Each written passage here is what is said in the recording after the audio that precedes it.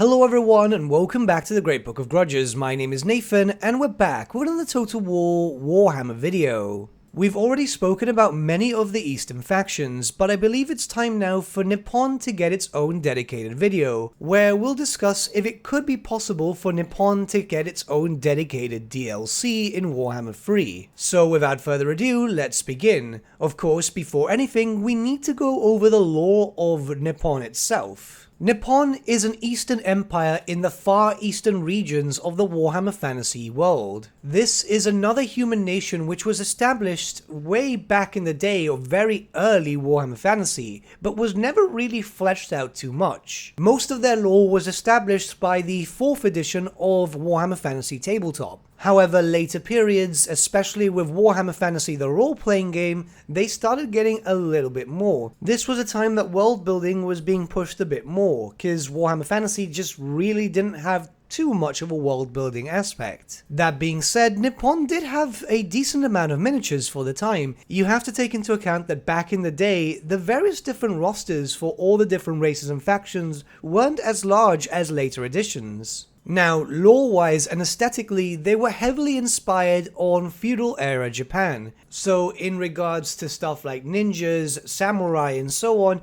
that was all very prevalent in Nippon in the Warhammer universe. In fact, any and all art style was pretty much lifted from Japan. This was just a very common occurrence with Games Workshop back in the day, less inspired by anything truly fantastical and more inspired by history. What little lore there actually is doesn't really give us much. In fact, many other races and factions in the Warhammer Fantasy universe have a lot more lore than Nippon, and a lot of Nippon's lore is, well, kinda cringe, let's be honest about that. Like I said, what we do know is that they are an isolationist nation in the eastern parts of the world. Nippon itself is based on Japan, so it's an island nation which is known to be quite safe from any intruders. It's because the Nepalese, and yes, that's what they're called, are so wary of outsiders that Nippon has usually been seen as one of the safest places in the Warhammer Fantasy universe. We don't even know how much of a grasp that chaos might hold on Nippon,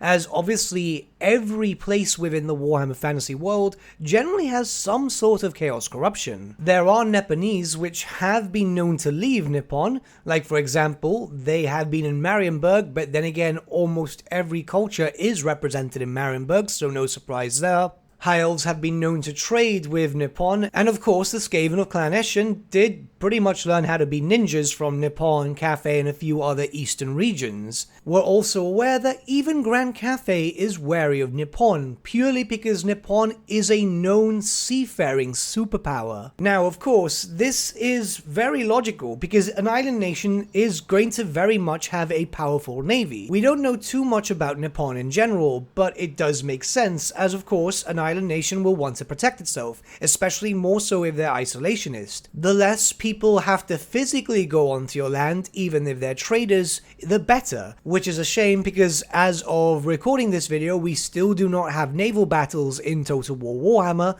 and I really much doubt that we'll ever get it at this point too. The people of Nippon seem to be monotheistic, which is rare for the Warhammer universe. Very few races and factions have only one singular god, but their god is, and prepare yourself for this, known as the Orange Simca. Yep, named after a car. So there's a bit of a thing that we need to discuss here. A lot of Nippon was based around puns, and this is like a grand majority of their lore in general, where the Orange Simca was based around the Buddha, but they just tried to, you know, make it a little bit weird. It also comes into the sense where there's stuff revolving around, you know, Vimto, and a few places and people known in lore are also named after cars, bikes, and stuff like that. Yeah, it's cringy. It's absolutely cringy, and this is just bad writing from like the late 80s, early 90s. You can just tell I was physically cringing even just mentioning it. It's just bad lore, and it needs to be redone. And this leads us to the whole point of the topic of the video. Could we be able to see Nippon as a future race pack implemented in Warhammer 3? and there's a bit to discuss there. Firstly, geographically, we don't know if Nippon will feature, but it's likely that it will, considering it's so close to Grand Cafe. If it doesn't, then we really much know there's no point.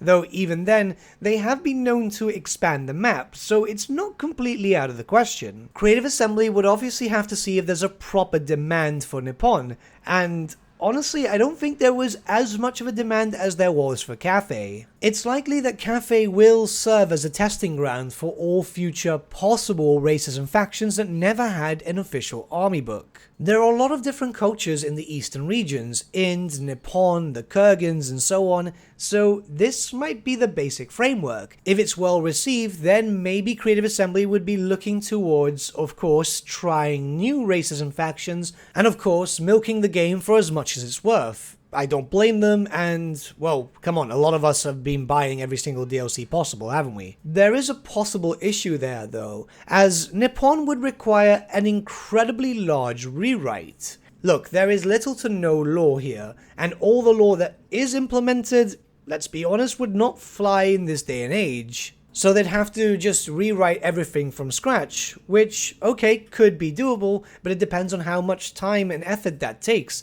especially when the creation of a new race or faction does need a lot of input from Games Workshop. We've seen that being done with Kislev recently with all the videos that have been released, all the information. However, as far as I see it from a tabletop person and a person who understands the lore, Kislev hasn't received a heavy rewrite. A lot of the stuff still looks and feels the same as it was prior. It's just been updated to include more things and switch around some minor things which still fit with the theme. We don't know exactly how it's going to work for Cafe, and we're going to have to wait and see how it works for them before we can make proper assumptions regarding Nippon. But honestly, Cafe's lore already established wasn't bad, and it got improved further and further as time progressed through various different editions and of course the RPG series. A heavy rewrite like that might not be possible. Take into account Norska and of course the Vampire Coast, they didn't need rewrites, they were just expanded upon what was already there,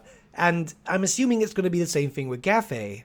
I don't know, it might have to be depending on the fan demand. If they know there's value in the cash there, then of course it could be entirely possible, but we're gonna have to wait and see. This is obviously a time for the fans to be vocal if they want to see that or not. What do you guys think about Nippon? Do you think it's a possible race pack idea, or do you think there's just no hope? Let me know your thoughts in the comments below, and let's start a bit of a discussion. This can't have been too long of a video because, well, let's just be honest, everything was just kind of cringy, wasn't it? I sincerely hope that we do see Nippon, but it's going to need an absolute drastic rewrite.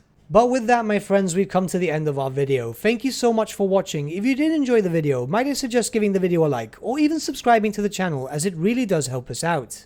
In the description section below are various links to different social media platforms such as Facebook, Instagram, and Discord. Also in the description section is an affiliate link with Element Games where you could buy loads of hobby-based products, not just Warhammer, for 10 to 25% off. Making a purchase using that link and also our special code, which is also in the description, supports the channel at no extra cost to you, which we think is rather cool. A big thank you to our patrons. Your support means the world to us. It's amazing that people want to help a small channel like us grow and get to a higher level of content. A big thank you to Gibraltar LUSC, Ryan Bertsche, Andrew Prince, and Okro for subscribing to us at our Fame level. You guys are super cool. And a big thank you to Edward Yule, VS Vasan, Aaron Whitman, and Shaggy for subscribing to us at our King level. Honestly, we can't thank you all enough. And lastly, a big thank you to all of you for liking, sharing, and commenting on these videos. Honestly, it's because of you guys that the channel's been growing at such a great pace lately, so we can't thank you all enough. But with that, my friends, thank you so much for watching once again, and we shall see you all again very, very soon. Have a good day.